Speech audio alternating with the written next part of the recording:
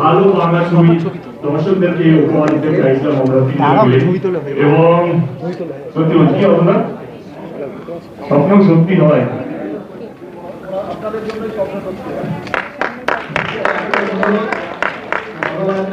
সবাইকে বলবেন cinema hall আছে প্রধান দেখতে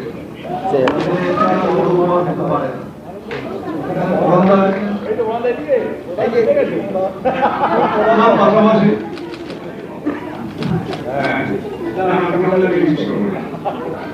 কেমন লাগলো জিজ্ঞেস করবো না, উত্তর আমার জানা। হ্যাঁ, আমি দ্বিতীয়বার কবে দেখবো সেটা জিজ্ঞেস করবো।